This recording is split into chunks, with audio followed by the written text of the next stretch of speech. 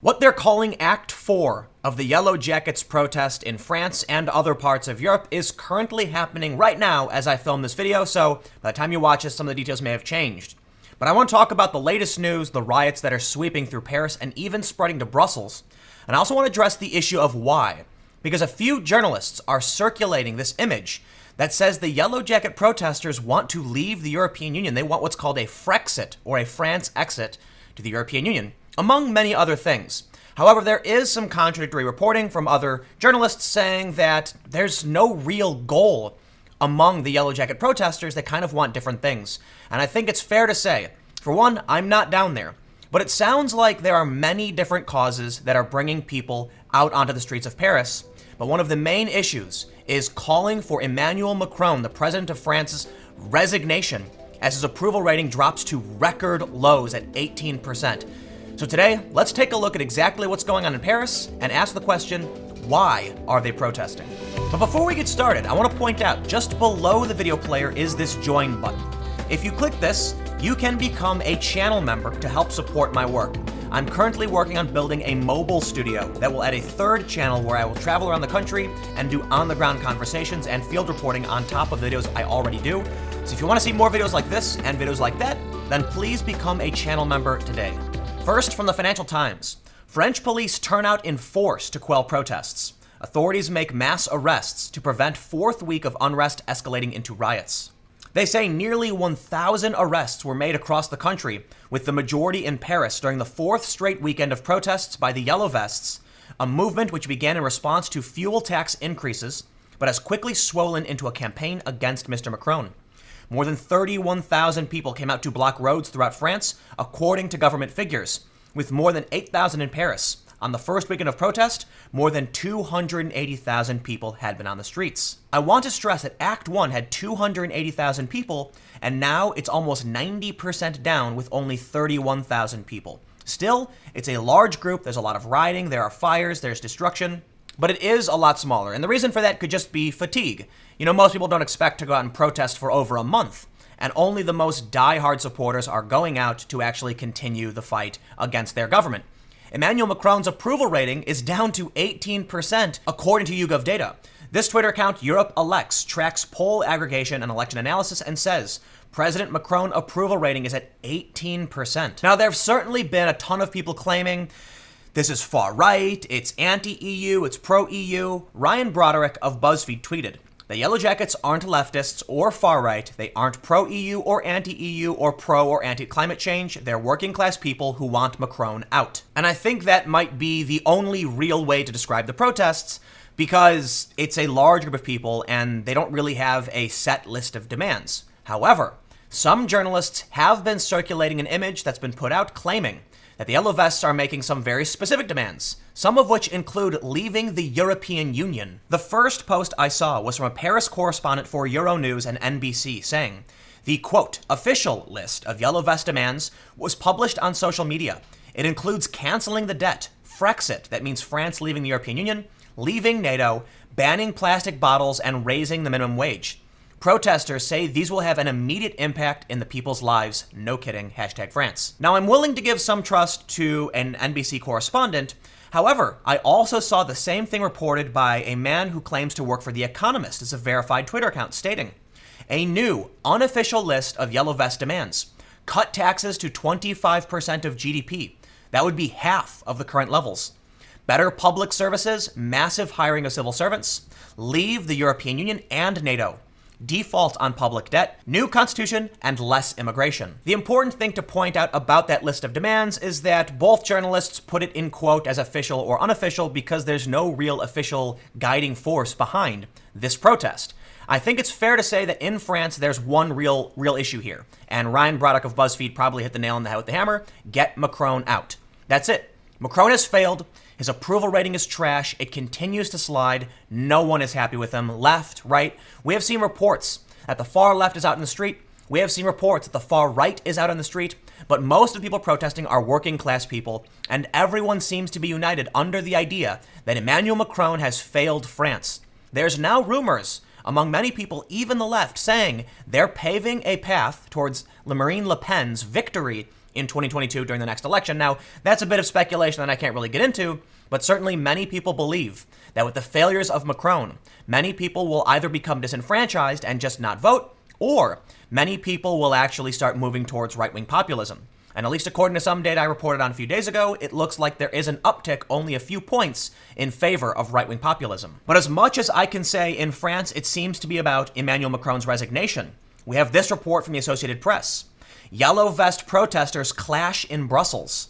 This is a live blog, and they say, as of 1:55 p.m., Belgian police are firing tear gas and water cannons at stone-throwing yellow-vested protesters near the country's government offices and parliament. Protesters smashed street signs and traffic lights near a police barricade, blocking access to the office of Prime Minister Charles Michel as they chanted slogans calling on him to resign. They threw paving stones, fireworks, flares, and other objects at police. Brussels police spokeswoman Il van de Kerr says around 400 protesters are gathered in the area. About 100 have been detained, many for possessing dangerous objects like fireworks or wearing clothing that could be used as protection in clashes with police. In the Netherlands, about 100 protesters gathered in a peaceful demonstration outside the Dutch parliament in The Hague. At least 2 protesters were detained by police in central Amsterdam. Now again, there are many people making the claim that these are anti-European Union protesters, or at least there is some sentiment among the Yellow Vests that the EU is bad. We're hearing, for the most part, that that's not a completely ubiquitous opinion. Not every single protester holds it, it's just that some might. But then we have this story from the India Times. This has also been circulating widely on Twitter. 70 arrested in Brussels during Yellow Vest protest because they tried rushing the European Parliament building, they say. Around 70 people were arrested Saturday in the Belgian capital of Brussels during copycat Yellow Vest demonstrations rocking neighboring France, police said. The area housing European institutions, including the offices of the European Commission and the European Parliament, were sealed off as a precautionary measure. Police put up barricades there, and both vehicles and pedestrians were denied access. This story is going around on Twitter as well, that the protesters in Brussels tried rushing European Parliament, but keep in mind, a lot of the information I'm giving you, it's coming from breaking news sources, so it is subject to change and update. Make sure you fact check me and read up as much as possible. I wanted to address some of the core issues from the rumors going around over protest demands. But there is one more issue that needs to be brought up, and it seems to be the opportunists who have infiltrated or at least taking advantage of the Yellow Vests protest. There are many videos going around showing people, including some people in yellow vests, looting and robbing stores, taking advantage of the chaos to smash windows, go in, and take whatever they want. There are many people who are calling this out. There are many protesters who are saying these are provocateurs. These are people who are simply trying to make them look bad and cause problems for the protesters.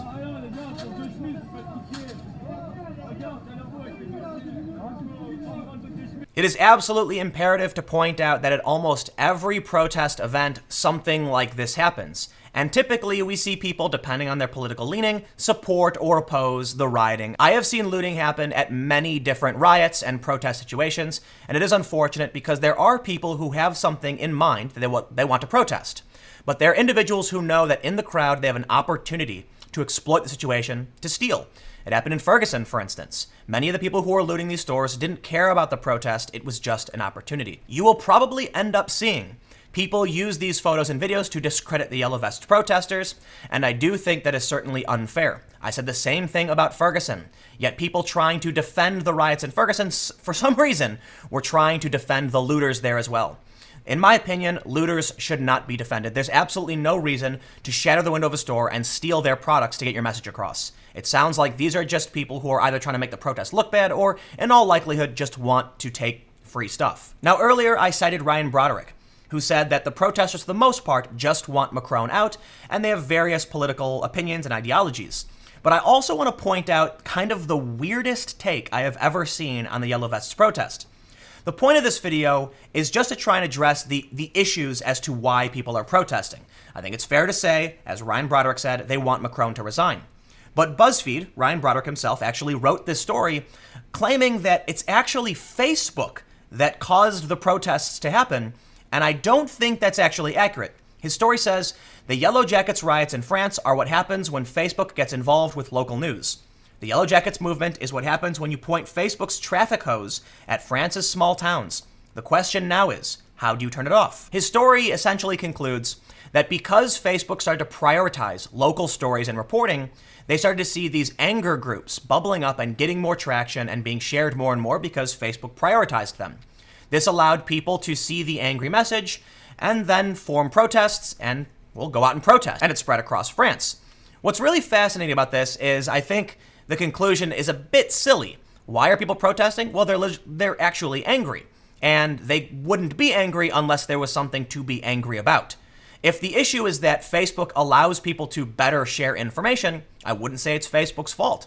I think it's actually really simple. In the early days of Macron's campaign, he cut taxes for the wealthy, and then recently decided to increase taxes on the working class. I think there's just a recipe for disaster when you do that.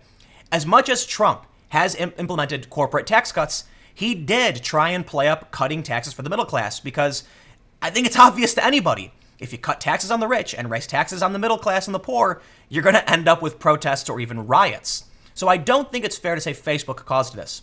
I think, in my assessment, again, as someone who's not there, I feel like based on what I've read and what I've talked to from local French reporters and other journalists who are there, it sounds like this was a recipe for disaster. Macron increased taxes on fuel, which predominantly affect rural individuals in France. They're now seeing their cost of living go up.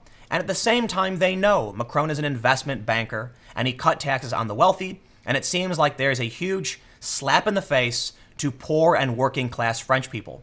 And now Macron's approval rating is in the gutter, 18%.